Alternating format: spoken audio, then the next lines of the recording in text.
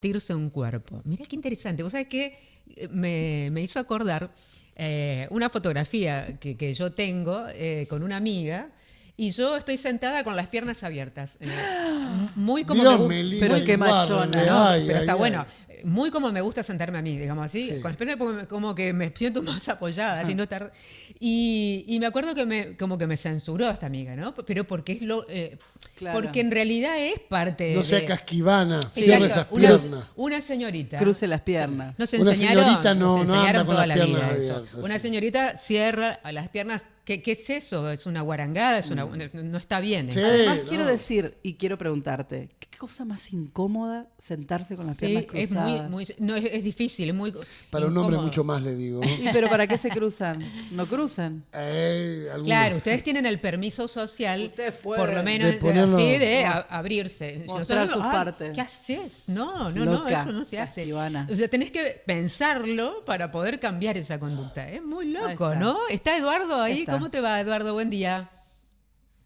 ¿Qué tal, Pedri? ¿Qué tal, Gaby? ¿Cómo Buen andan? ¿Todo día. bien? Bien, bien, Bien, ¿qué muy bien. tal? Mucho tiempo pasó las Sentado con las vacaciones. piernas abiertas. Eduardo, ya te extrañamos. Sí, Sí, yo también a ustedes. Pasaron las vacaciones, pasaron algunas cosas que ahora les voy a andar contando. En parte, la columna tiene que ver con eso, pero me gustó el disparador que tiró Cristina, esto de cruzar las piernas, de aprender a estar en público. claro. ¿Y quién dicta que es, en todo caso, ese cuerpo civilizado, para ponerlo en tema, de que una mujer tiene que estar con las piernas cruzadas? Los hombres no tenemos tantas regulaciones en ese sentido, o por qué no se puede eructar en público, cómo hay que Ah, utilizar los esa es otra. cubiertos. Qué lindo es eruptar fuerte. Tal- Es hermoso. Sí, lo escucha la Sin Pellegrini. hacer así el gestito. Ay, Nos perdón. peina todo la Ay, No, Pellegrini. perdón. bueno, tipo Homero, así. Sí, esa cosa recatada, ¿no? De Que te taparse vibre la la boca. cara. ¿No? Sí. Me hacen acordar a esta mujer, no sé si la acuerdan, la condesa Eugenia Chikov, que iba al programa de Mirta Legrand. Fíjense, denoto mi edad. ¿Te acuerdas que iba y enseñaba cómo utilizar los ¿Te cubiertos? acordás? Claro. Bueno, podría armar una columna, no es el día de hoy, pero podría armar una columna de los No era el manuales de buena tema. conducta. No iba por ahí. Sí, existieron manuales de buena conducta que enseñaban todo eso, está Sí. pensado. Pero Protocolo. para hoy quise traer algo que me interpeló justamente en las vacaciones y que tiene que ver con esa pregunta de qué significa hablar de un cuerpo civilizado, un cuerpo educado. Antes de contarles una experiencia personal, quería decirles que esta cuestión de el cuerpo en la sociedad está muy atravesada en nuestras sociedades justamente por un debate que es naturaleza-cultura. O sea, ¿el cuerpo es de la naturaleza o el cuerpo es de la cultura? Para decirlo de una manera muy sencilla, ¿no? O sea, porque justamente tiene algo de biológico, pero es lo más regulado, es lo más civilizado que hay. Aprendemos a movernos, a pararnos, a callar, a hablar, justamente corporalmente.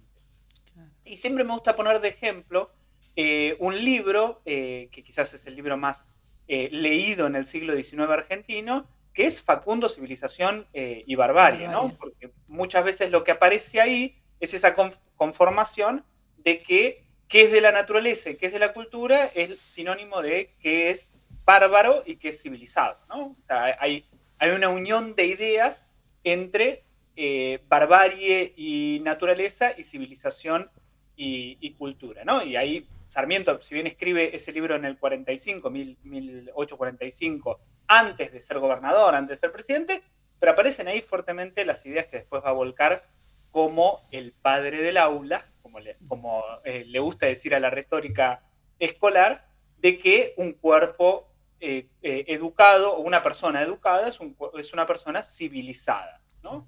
Y los dos sujetos políticos que aparecen en ese libro son, por un lado, las infancias, los niños, las niñas, que son quienes tienen que recibir la educación para dejar de ser naturaleza y para pasar a ser cultura, y los aborígenes. Y acá me empiezo a meter en el tema que me interesaba. ¿Por qué? Para Sarmiento, a los aborígenes había que civilizarlos porque eran lo más cercano que había con la naturaleza y que la manera mejor para civilizarlos era justamente la educación corporal. Él decía que lo que él llamaba la educación física, la gimnasia, era la mejor manera de educar a los aborígenes porque como eran tan naturales, había que ir a lo más natural de ellos, que era su cuerpo. De hecho, tiene una frase que me gusta utilizar, que es: la gimnástica civilizará a los tobas. Era la frase que él dice textualmente en ese libro. Pero Y me parece fíjate, interesante. Eduardo, que había un término que se usaba y creo que se usa todavía, pero no seas indio, no como de manera peyorativa, si no Indígena. tenías un Qué comportamiento indígena. civilizado, digamos, ¿no? Todavía se sigue usando. Todavía se Digo, sigue usando. está bueno esto que me decís porque a veces uno habla del siglo XIX, parece que son cosas del pasado, y esos racismos siguen estando totalmente presentes, ¿no? El aborigen como esa cuestión natural, de hecho lo representamos con taparrabos, una cosa lo más desnuda posible, desprovista de cultura. Y bueno, así se conformó un poco nuestra idea de nación, en el caso argentino, nuestra idea de civilización. Y quería usar ese ejemplo, digo, de cómo pensamos los aborígenes para contarles una experiencia personal. No estuve hace la semana pasada porque tuve un viaje a Namibia, al sur de África, justo por encima de Sudáfrica, una experiencia increíble que podemos estar horas hablando sobre la naturaleza, el ciclo de la vida, demás cuestiones, pero una de las cuestiones que hice cuando fui allá fui a una tribu aborigen, Himba, en el Parque Nacional Etosha, al noroeste de Namibia, porque, entre otras cosas, quería saber cómo vivían y demás, y me acerqué también a preguntar algunas cuestiones de su educación, y es un poco lo que quería hoy traerles para pensar juntos. Primero, digo, para que tengamos una imagen en la cabeza, para graficarles qué es esa tribu, imagínense un documental de Nat Geo sin caer en un exotismo de que es el hombre blanco que va a ver a las sociedades aborígenes, pero bueno, es esa imagen, ¿no? Las tribus, las mujeres educando a los niños. No sé si vieron una película, digo, porque fue ambientada ahí en Namibia, Los dioses deben estar locos. Hoy estoy con referencias muy viejas, es de 1980. Sí, Aquella no de la te botella. preocupes, no te Aquella preocupes. de la botella que tiraban de un avión. Tal cual, Ah, tal yo cual. la vi Bueno, cuando era niño en el cine, sí. No me Bueno, acuerdo. ¿Sí? esa Tremenda. película en realidad está hecha en el desierto de Kalahari, muy cerca. No es exactamente la misma tribu que fui yo, pero muy cerca, y las imágenes son casi, te diría, lo mismo. Bueno, pero quiero decir, fui una de esas tribus a la que fui. Digo, los Himba eran una tribu nómade que el gobierno namibio no le convenía que ande deambulando y los asentó en un lugar. Y fui a una que se llama Bierling, que es el nombre alemán que le pusieron, o sea, el nombre occidental que le pusieron a esa tribu, que significa cuatrillizos porque tenía una característica que era embarazos múltiples, ¿no? Y en un ratito voy a referirme a eso. Pero para terminar de graficar, imagínense una tribu en la cual había un jefe, patriarca, que decide sobre los designios de todo el resto de la tribu. El gobierno namibio intentó hacer que sean monogámicos, pero ellos tienen más de 3, 4 mujeres, los hijos son comunitarios, es muy interesante. Y la imagen que ustedes posiblemente se pueden imaginar es las mujeres, que son las que gobiernan la casa, con los pechos al aire, porque ahí no hay sentido de la desnudez respecto del torso femenino. Quiero decir, yo puedo andar con el torso desnudo, las mujeres en nuestros territorios no. Ahí sí es otro tipo de mirada sobre la mama. De hecho, es muy interesante que los casamientos se dan después de haber sido madre. ¿Por qué? Porque la mujer tiene su principal virtud es demostrar que es fértil, y entonces primero demuestra que es fértil y después se casa. Eso me resultó muy interesante.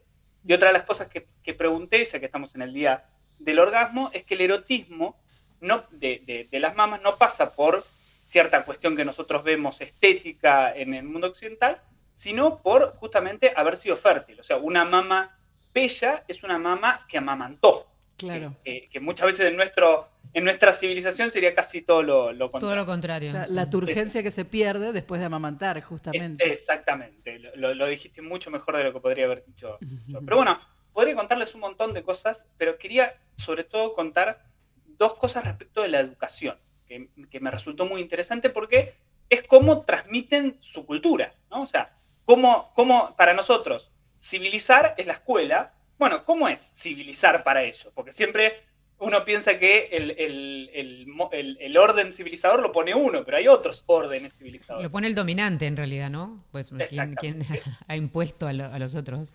Exactamente. Bueno, el gobierno namibio tiene sus escuelas, intentó que vayan a la escuela, consiguió que algunos vayan en forma de internado, o sea, los mandan durante 10 meses a las escuelas, pero también tienen su propia escuela ahí dentro de la tribu. Pues pude ingresar a la escuela a ver qué hacían. Es muy interesante que aprenden sobre todo matemática y lectoescritura, pero aprenden básicamente inglés en esas tribus. Y uno dice, son personas que hablan, no sé si se acuerdan la película, hablan con clics, no voy a hacer el sonido porque no me sale, pero tienen una manera totalmente diferente de hablar, pero aprenden a hablar inglés porque me parecía cuando estaba ahí a la manera de Rosa de Luxemburgo, que tiene una frase bellísima, que es: quien no se mueve no escucha el ruido de sus cadenas. O sea, si querés aprender un poco cómo en todo caso dialogar con otras civilizaciones, aprende el idioma del otro, pero también poder hablar con otros. Y el otro ejemplo de la educación que me parecía interesante es, les contaba que el nombre de la tribu se los dieron los occidentales porque veían muchos embarazos múltiples. Y me resultó muy interesante que a los mellizos, ellos tienen una manera, como nosotros, masculinas y femeninas de vestirse. Pero a los mellizos, sin importar su genitalidad, los visten a uno en las maneras masculinas y en otro en las maneras femeninas, sin importar la cuestión, vamos a decir así, ni genital ni de elección sexual, ¿no? Y esto lo hacen porque tienen una creencia mitológica de que los dioses se pueden confundir y enojar. Entonces, por eso tienen que distinguirlo, ¿no? Por más que sean dos nenes, uno se viste como varón y otro como mujer. Pero ellos no lo ven de esa manera. O sea, nosotros lo vemos asociando, vamos a decir así, pene a un tipo de vestimenta. Nuestra codificación, de acuerdo a eso. Y entonces ahí es cuando empiezan esos cortocircuitos de mis gestos occidentales civilizadores de pensar que existe esa relación que otros la viven de otra manera. De hecho, les voy a traer otro caso que tuvo su repercusión hace ya un par de décadas. En el 2000 hay una sociedad polinesia en la Samoa Americana que al segundo hijo, sin importar si es varón o mujer, lo visten como la madre y cumplen las tareas maternas, ¿no? Porque el hijo, el primogénito, es el líder de la familia. El otro tiene que, vamos a decir, satisfacer, pero no de manera sexual, sino tiene que poder cumplir todos los roles de cuidado de la casa. Y había un jugador de fútbol en la selección de Samoa Americana que se llamaba Johnny Salua. Hay una película sobre su historia que se llama Next Goal Wins, que si quieren la pueden ver. Pero es muy interesante cómo los periodistas occidentales hablaban de esa persona, que era un segundo hijo, que se vestía para nuestra cultura como mujer, como un transexual o un ladyboy, cuando en realidad no tenía nada que ver con su sexualidad, tenía que ver con una cuestión cultural de cómo vestirse o no vestirse. Entonces quería traer un poco estas ideas de pensar otros cuerpos, ¿no? Sarmiento, los Jimbas y esta historia de Samoa Americana, para pensar eso, que la racionalidad común es que muchas veces el mote de qué es cultura y qué es naturaleza lo ponemos con unos ojos ya incorporados. Somos nosotros, o sea, el criterio de marcador de civilizatorio lo tenemos nosotros. No hay una cosa como la civilización. Esto que Cristina decía respecto del cruce de piernas, claro, es por la mirada del otro que configura una mirada sobre nosotros. No hay nada, claro, natural en el cruce de piernas. De hecho, recién mencionaban que hoy se cumplen 80 años del lanzamiento de la primera bomba atómica. No hay nada en la naturaleza como una bomba atómica. Lo hicieron hombres blancos universitarios bien educados. O sea, fue un gesto civilizatorio la bomba atómica. Lo que pasa una referencia del mundo occidental como Estados Unidos, ¿no? Que se ha puesto como referencia a través de la cultura. Exacto. Y perdóname, digo esto y yo te escucho, pero y muchas veces pensamos que la naturaleza está asociada a lo bárbaro y que la cultura a lo civilizado. Bueno, la bomba atómica fue algo civilizatorio. Hay una frase de Adorno, Theodor Adorno, un filósofo alemán importante, que decía: no hay nada más humano que la Shoah, que las cámaras de gas. Eso fue humano, no fue natural. Claro. Digo, banquémonos que eso es parte de nuestra civilización, no algo ajeno a nuestra civilización. Perdóname, Gaby, querías decir algo. Y que tiene y lo que tiene de barbarie eso, ¿no? un poco contrarrestando lo que decía Sarmiento. No, me quedó una pregunta en cuanto a, viste que mencionabas que en la tribu que conociste en África en estas vacaciones, aprendían el inglés para poder relacionarse. La pregunta es, ¿era con ese fin? Porque también en nuestras comunidades originarias hacen esto de aprender el castellano y muchas veces dejar incluso su lengua materna de lado, pero no solamente porque les es imprescindible poder relacionarse, sino también para pertenecer y no ser discriminados, que son otras cuestiones, ¿no? Sí, no me animaría a decir que aprendían inglés por eso, porque no tuve tanto tiempo para poder desentramar eso, pero sí entiendo esto del sentido de pertenencia que vos decís. Eso pasa mucho en las escuelas de frontera, las tenemos acá en Argentina. Claro. Las mezclas entre español y portugués en todas las fronteras se van perdiendo y tienen que ver con que muchas veces es tratar de pertenecer a aquello que uno quiere pertenecer. Ellos tienen sus rituales de sentimiento de pertenencia y todavía los tienen muy endogámicos, muy hacia adentro. Digo, no quería meterme mucho en eso porque a veces nos resulta exótico y no quiero una exotización de como son ellos y nosotros como dos cosas totalmente diferentes, pero una de las cosas que hacen es, bueno, la circuncisión para los varones no está reglamentada como en el judaísmo a los 8 días o los musulmanes a más o menos al inicio de la adolescencia. En algún momento de su vida los varones son circuncidados o todos y todas en algún momento le sacan dientes permanentes para mostrar símbolo de pertenencia. O sea, yo pertenezco acá y te muestro la boca, me faltan 2 dientes permanentes, de eso te estoy mostrando que pertenezco. Ya la cuestión del inglés a mí me da la impresión que tiene que ver con, mirá, para no ser colonizados, porque, insisto, era una tribu nómade que los pusieron en un lugar, ellos están viviendo muy bien, pero viven en condiciones muy precarias, para no seguir siendo colonizados y que me sigan diciendo lo que tengo que hacer, tengo que aprender el lenguaje del otro. Y el lenguaje del otro, hoy, a nivel universal, o por lo menos así nos hacen creer, es el inglés, ¿no? Y entonces es interesante que tengan que aprender un idioma totalmente exportado. Está bien, en Sudáfrica se habla inglés como uno de los idiomas oficiales, pero es un idioma totalmente exportado. La historia de Namibia es una colonización primero alemana, después inglesa y después sudafricana, y siempre tuvieron distintas cadenas. Bueno, moviéndose un poco, escuchan ese ruido de las cadenas, como diría Rosa de Luxemburgo. Buenísimo.